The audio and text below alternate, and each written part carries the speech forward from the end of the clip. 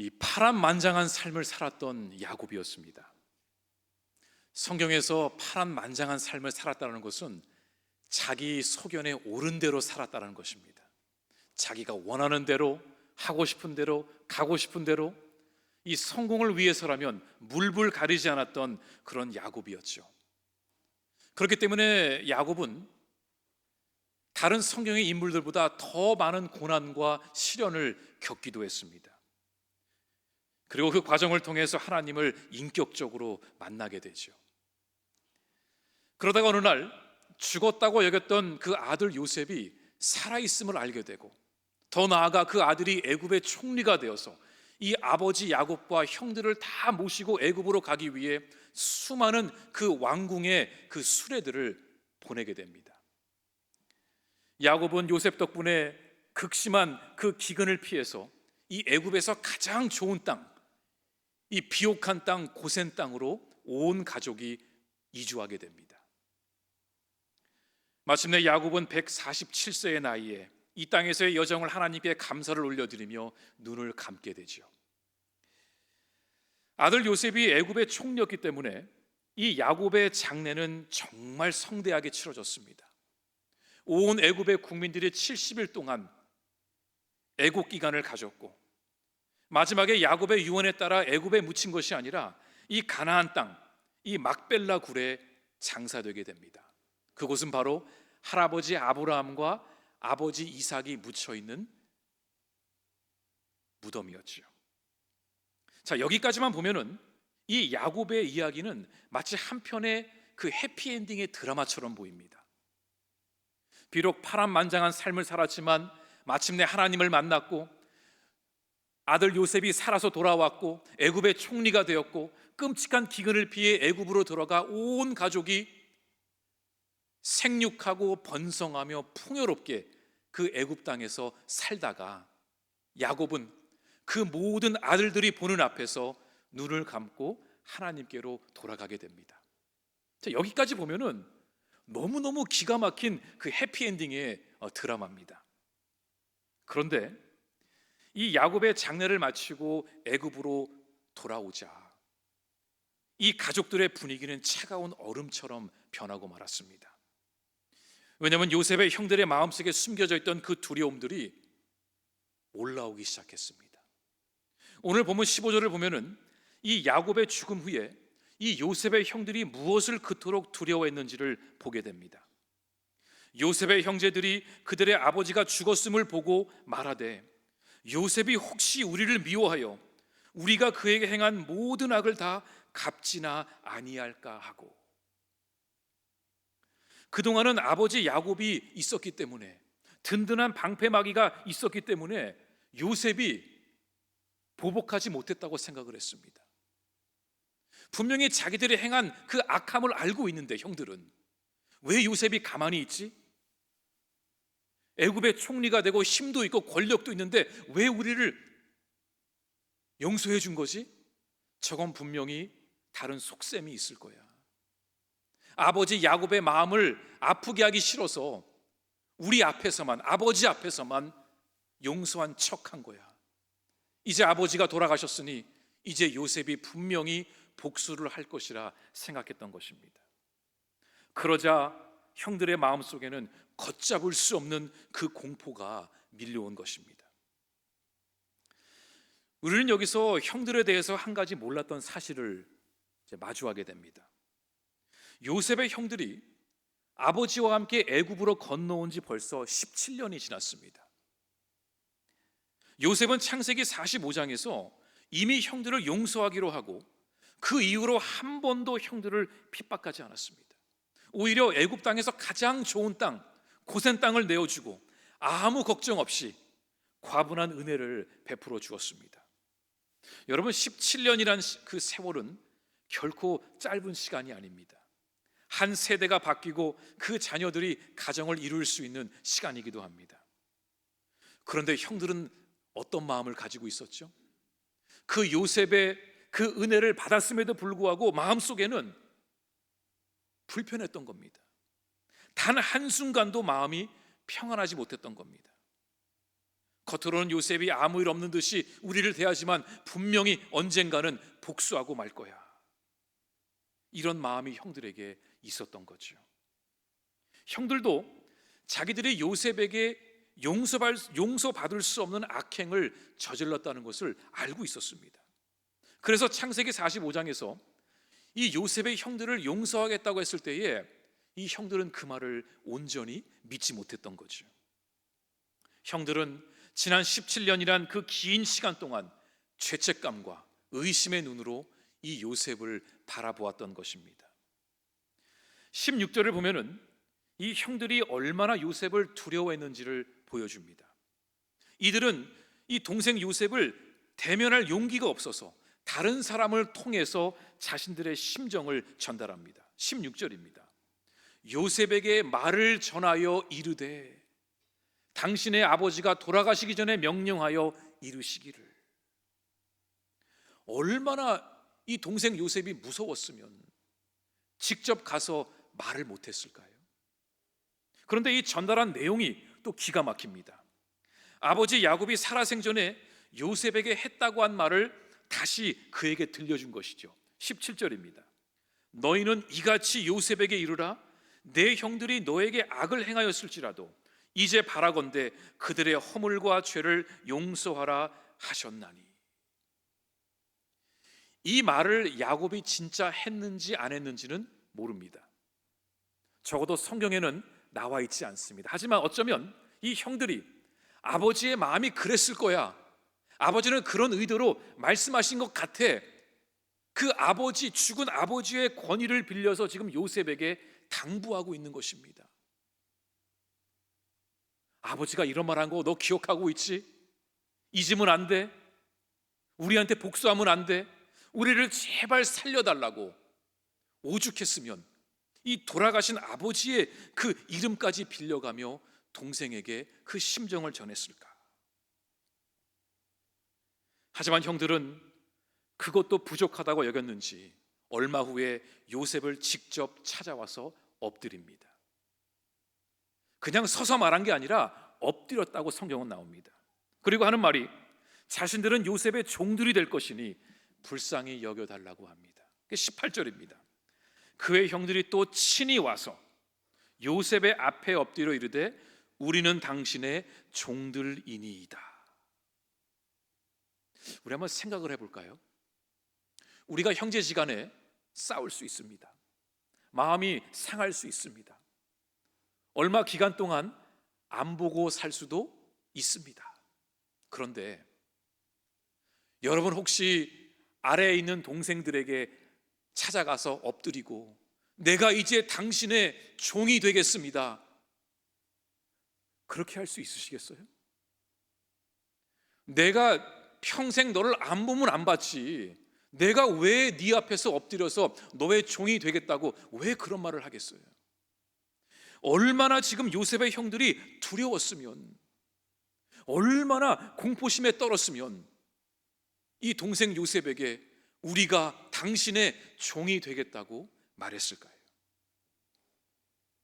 형들의 이런 모습은 인간의 죄가 스스로를 얼마나 처참하게 망가뜨리는지를 보여줍니다. 더 나아가 용서받았음을 믿지 못하는 죄책감이 사람을 얼마나 깊은 두려움의 감옥에 노예로 가두는지도 보여줍니다. 겉보기에는 이 형들은 애굽의 가장 좋은 땅에서 풍요롭게 살았지만 그들의 영혼은 여전히 22년 전에 동생을 팔아 넘겼던 그 죄의 사슬에 묶인 채 살아가고 있었던 것입니다. 자, 이제 이 두려움 속에 있는 형들을 대하는 요셉의 반응을 우리가 봐야 됩니다.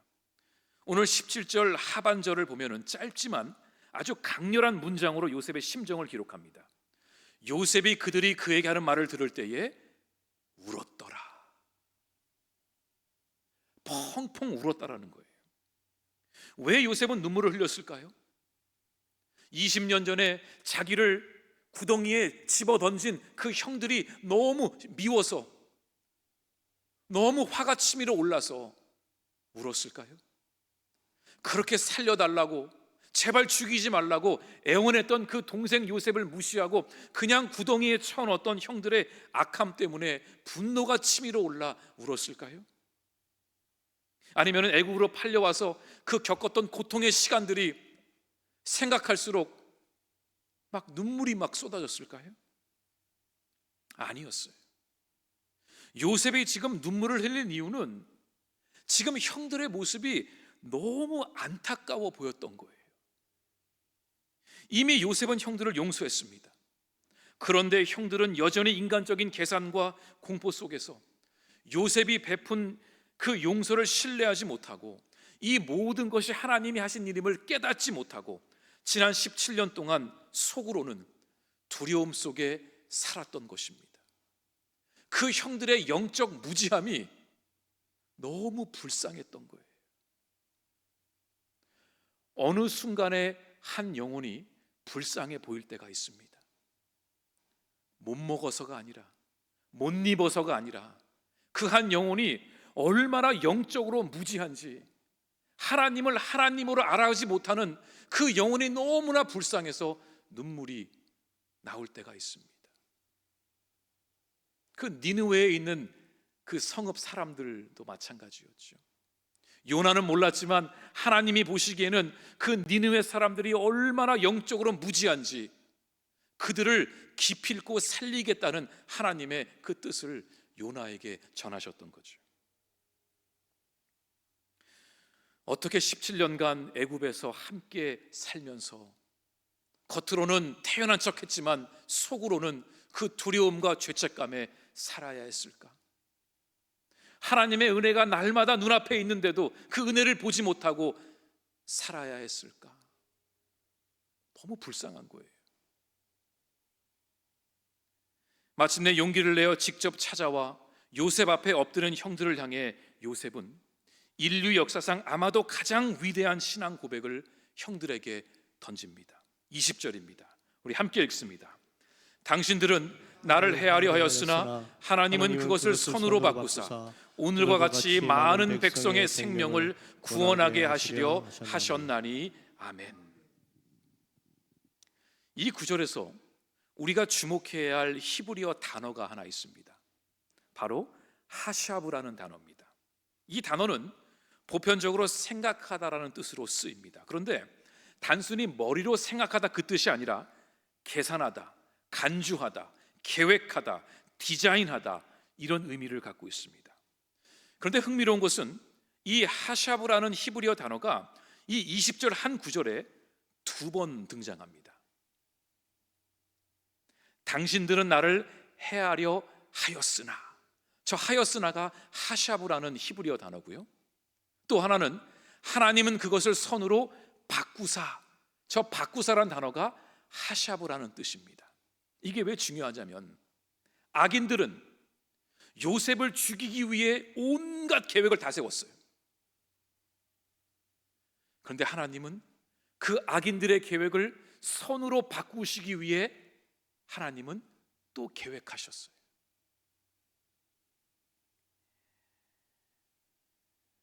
형들은 요셉을 해하려고 했을 때에 충동적으로 발작 버튼이 눌러져서 그 요셉을 구덩이에 던진 것이 아니었습니다. 형들은 요셉을 없애고자 악한 마음을 가지고 치밀하게 계획하고 디자인했습니다. 서로 입을 맞추고 완벽한 알리바이를 꾸며서 아버지 야곱을 감쪽같이 속였습니다. 여러분, 야곱이 어떤 사람이에요? 눈치가 백단인 사람이에요. 그런 야곱까지 속일 정도로 이 아들들이 얼마나 악하게 계획을 세우고 또 세웠는지 아버지까지 속이고 말았습니다. 하지만 하나님은 그 완전 범죄처럼 보였던 형들의 악한 계획을 다시 계획하셔서 인간의 악함을 하나님의 선하신 계획으로 쓰시는 데에 그 재료로 사용하신 것입니다. 형들은 시기와 질투로 그 악한 계획을 세워서 요셉의 인생의 도화지에 먹물을 뿌려댔지만 전능하신 하나님은 그 형들이 뿌린 먹물을 하나님의 재료로 사용하셔서 영혼 구원이라는 거대한 그 그림을 계획하신 것입니다.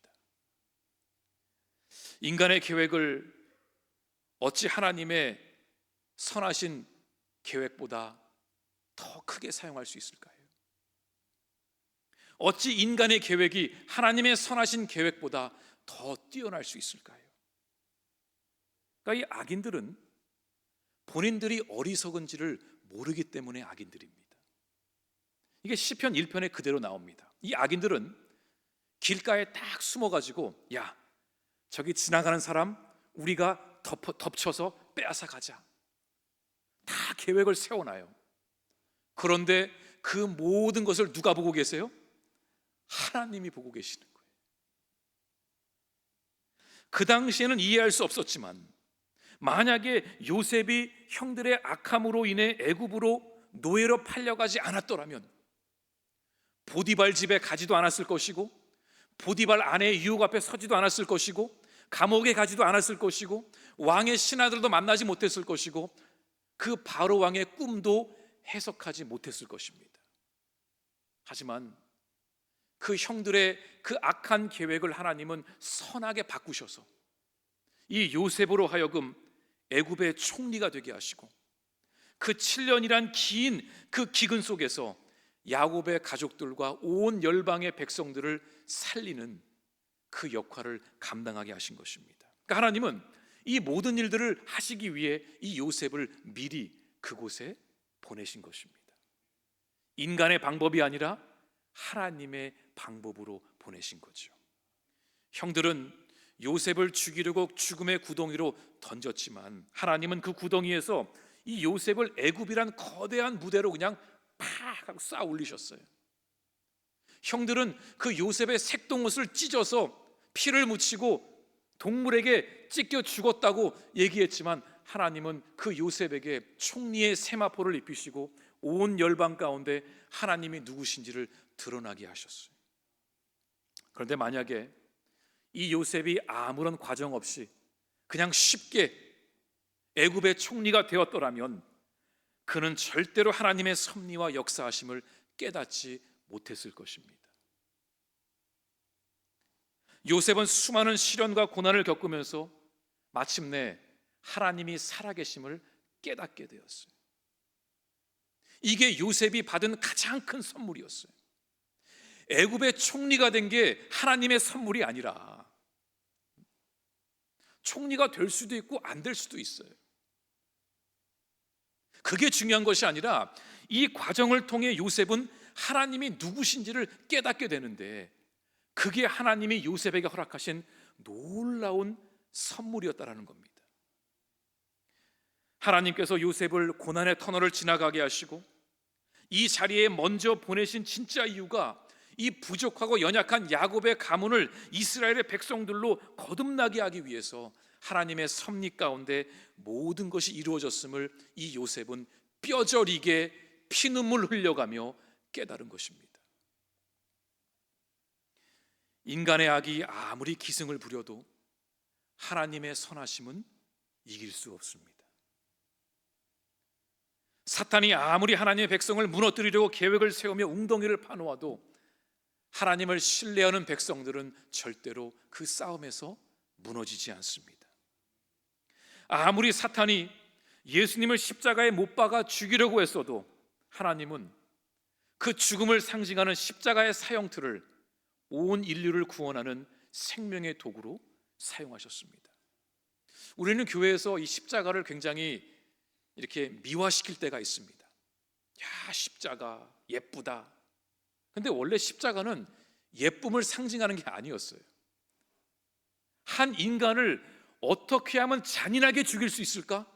그 방법을 연구하고 연구해서 내놓은 게 십자가 사형틀이었어요. 이 십자가는 지나가는 사람들마다 눈을 찡그리며 끔찍하게 막 그 표정을 지으며 공포에 떨게 하는 게 십자가 사형틀이었어요. 골고다 언덕에 십자가들을 쫙 세워두고 누구든지 로마에게 반대하는 사람들 저 십자가에 달려 처참하게 죽을 것이다. 이게 십자가의 뜻이었어요. 사탄은 그 십자가를 통해서 예수 그리스도를 죽이려고 했지만, 하나님은 그 십자가의 사형틀을 우리 모두를 은혜 가운데 인도하게 하는 생명의 물줄기로 사용하셨어요. 사도 바울도 이 진리를 깨달았던 사람이었습니다. 그래서 로마서 8장 28절에 이런 고백을 했죠. 우리 함께 읽습니다.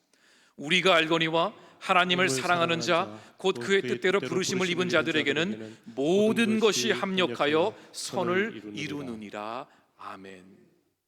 여기서 모든 것은 좋은 것들만이 아닙니다. 우리가 보기에 안 좋은 것들, 원치 않는 것들, 우리가 피하고 싶은 것들, 그 모든 것들이 다 하나님의 뜻 가운데 합력하여 하나님의 선을 이루게 하심을 사도 바울은 알았던 거죠. 요셉이 형들을 아낌없이 용서할 수 있었던 비결이 바로 여기에 있습니다. 요셉이 대인배가 돼서 형들을 용서했을까요? 여러분, 대인배가 된다고 다 용서하나요? 아니더라고요.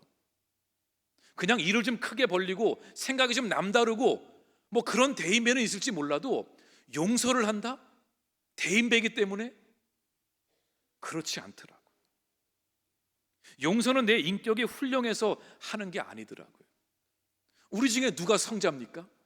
성자는 말씀이 육신에 신 예수님밖에 없으세요. 누가 용서를 쉽게 할 수 있을까요? 내 성품이 원래 부드러워서 내 인격이 훌륭해서 용서를 해야 하는 이유를 알기 때문에 하는 것이 아니더라고요.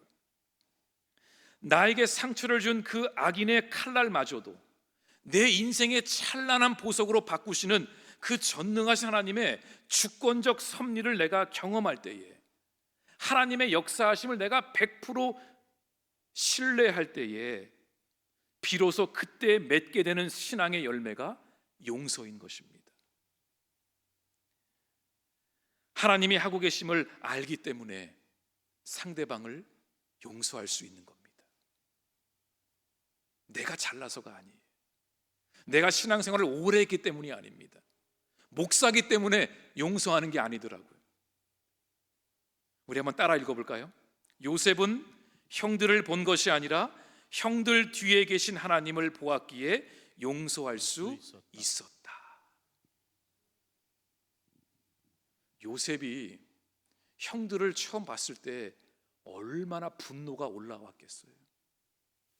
말 한마디면 형들을 다 처단할 수도 있었어요. 형들을 바라보면 용서할 수 없었어요. 나를 죽음의 구덩이로 던진 저 형들, 나를 신발 헌신짝처럼 그냥 던져버린 형들,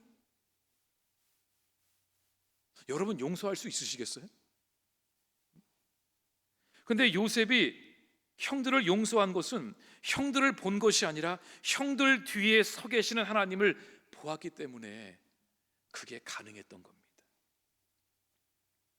요셉은 자신의 힘을 복수의 도구로 쓰지 않았습니다. 오히려 하나님을 경험했기 때문에 하나님의 주권 앞에 철저히 엎드렸습니다. 하나님의 주권을 우리가 인정한다는 것은 우리의 인생이 하나님의 손바닥에 달려있음을 우리가 받아들이는 겁니다. 내가 가고 오고 결정하고 그 모든 것들이 내 뜻이 아니라 하나님의 뜻에 있음을 내가 믿기 때문에 용서할 수 있는 거죠. 요셉은 자신 앞에 엎드려 두려움에 떨고 있는 형들에게 한참 동안 눈물을 흘린 다음에 진심을 다해 이렇게 말했습니다. 21절입니다. 당신들은 두려워하지 마소서. 내가 당신들과 당신들의 자녀를 기르리이다 하고 그들을 간곡한 말로 위로하였더라. 이 요셉이 건넨 용서는 단순히 그냥 과거는 지나갔으니까 그냥 덮읍시다. 아버지도 돌아가셨고 우리도 나이 먹을 만큼 먹었고 그냥 여기서 그냥 덮겠습니다. 그런 애매모호한 타협이 아니었어요. 여러분, 지금 요셉의 형들이 무엇을 가장 두려워했을까요? 자신들이 지은 죄는 알고 있었어요. 얼마든지 종이 돼서라도 그 죄를 받을 각오가 되어 있었어요. 그런데 만약에 요셉이 우리 자녀들에게 복수하면 어떡하지? 내가 지은 죄 때문에 내 아들, 딸들, 우리 손주들까지 보복을 당하면 어떡하지? 그게 두려웠던 거예요. 말은 안 했지만 겉으로는 우리가 당신의 종이 되겠다고 말했지만 그 내면에는 요셉, 제발 우리는 어떻게 하더라도 우리 자녀들은 건들지 말아달라는 그 간구함이 있었던 거죠. 요셉은 형들의 심정을 정확하게 보았습니다. 그래서 형들에게 형들뿐만이 아니라 형들의 자녀들까지 내가 살아있는 동안 책임지겠다고 말한 거죠. 이는 말로 끝나는 용서가 아니라 그들의 미래까지 짊어지겠다라는 진정한 책임의 용서였습니다.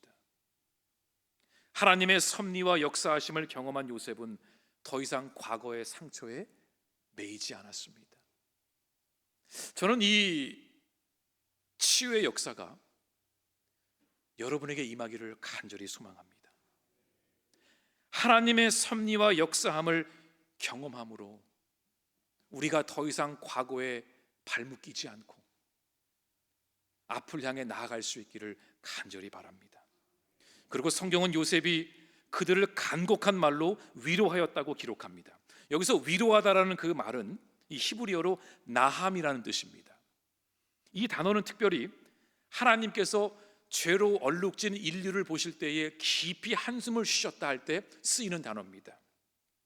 깊은 숨을 쉬다, 가슴을 치며 슬퍼하다, 인간의 고통을 보시고 탄식하시며 그들을 불쌍히 여겨 위로하신다는 그 의미를 담고 있습니다.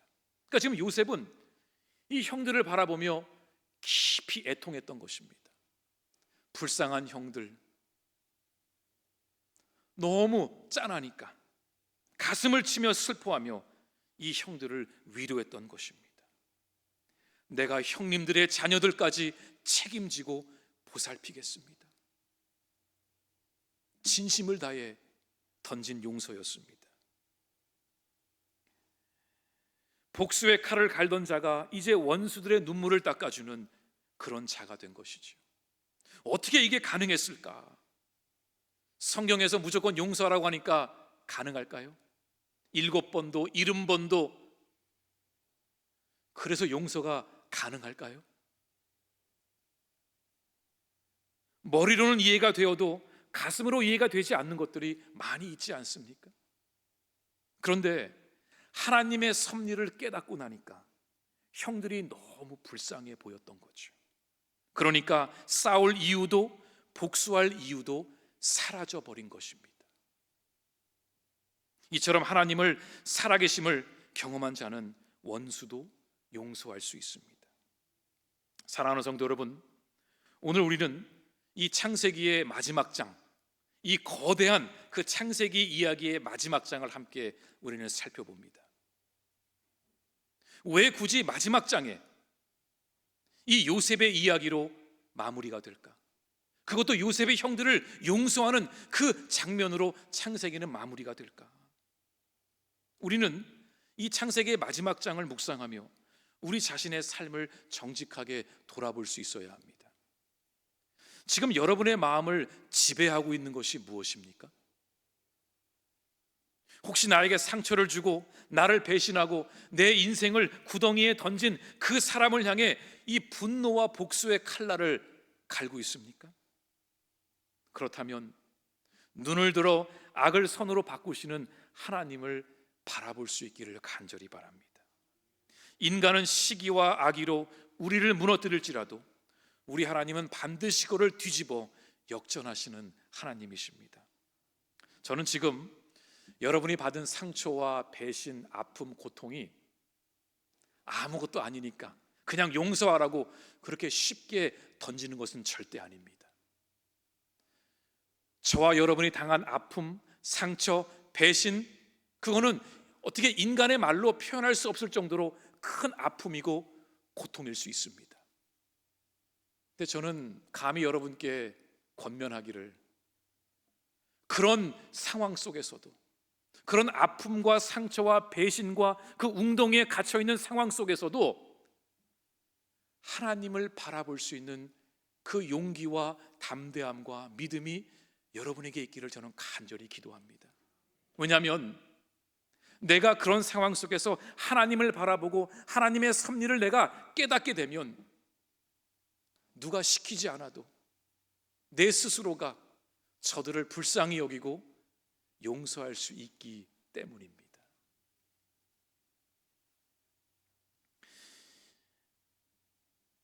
누가 이런 말을 한 적이 있습니다. 우리의 아픔이 하늘의 별이 되어 많은 사람들에게 예수 그리스도를 나타내는 비추는 그런 인생이 될 것이라고. 그 아픔과 시련을 통해 하나님이 살아계심을 경험할 수 있기를 간절히 바랍니다. 이 요셉의 이야기는 수천 년 전의 신화가 아닙니다. 바로 우리 주 예수 그리스도의 이야기며 요셉은 예수님의 십자가, 그 십자가의 그림자가 됩니다. 십자가의 사형틀을, 그 십자가의 구덩이를 구원의 역사의 현장으로 바꾸신 우리 하나님의 이야기이기도 합니다. 어떻게 예수님이 십자가 위에서 당신을 못 박으라 외친 자들을 용서할 수 있었을까? 물론 예수님이시니까. 근데 또 다른 이유는 우리 예수님은 하나님 아버지의 계획을 아셨기 때문이었어요. 하나님이 십자가를 통해 무엇을 하실지를 아셨기 때문에 저 무지한 자들, 저 모르는 사람들, 아버지가 누군지 모르는 저들을 용서해 주십시오. 저들은 자기들이 뭘 하는지를 모릅니다. 이게 예수님의 마음이셨고 예수님의 나함, 그 깊은 탄식과 위로하심이었습니다. 모든 상황 너머에서 악을 선으로 바꾸시는 하나님을 신뢰하십시오. 그리고 두려움과 상처를 넘어 요셉처럼 세상을 향해 나아가 예수 그리스도의 그 놀라우신 그 은혜를 비추고 나눠주는 저와 여러분 될 수 있기를 간절히 바랍니다. 그런 우리 교회 공동체가 될 수 있기를 간절히 바랍니다. 기도하겠습니다. 우리 함께 말씀을 붙들며 함께 기도하겠습니다. 하나님, 머리로는 이해가 되지만 마음으로 이해가 되지 않아서 우리에게 상처를 주고 배신을 안겨주고 고통을 준 그 사람들을 용서하기가 너무 힘듭니다. 그런데 하나님, 우리에게 하늘을 보고 하나님을 바라볼 수 있는 그 믿음을 허락하여 주시옵소서. 이 모든 것이 하나님의 뜻 가운데, 하나님의 섭리 가운데 악을 선으로 바꾸시는 주님이 우리 앞에 계심을 깨닫게 하시고 그 하나님의 선하심으로 말미암아 우리에게 그 한 사람 그들을 용서할 수 있는 마음을 우리에게 주시옵소서. 우리가 먼저 하나님을 경험하기를 원합니다. 우리의 생각대로 우리의 뜻대로 용서하는 것이 아니라 하나님의 섭리를 먼저 경험하고 하나님이 살아계심을 먼저 깨닫고 그 하나님 안에 거함으로 우리도 용서의 손을, 그 위로의 손을 내밀 수 있는 요셉 같은 신앙인들이 되게 하여 주시옵소서. 하나님, 이 시간 우리의 마음을 만져주시옵소서. 하나님의 역사하심을 깨닫게 하여 주시옵소서. 우리의 인생과 우리의 가정 가운데 살아 역사하시는 주님을 만나게 하여 주시옵소서. 우리 함께 말씀을 붙들며 함께 합심으로 기도하며 나아갑니다.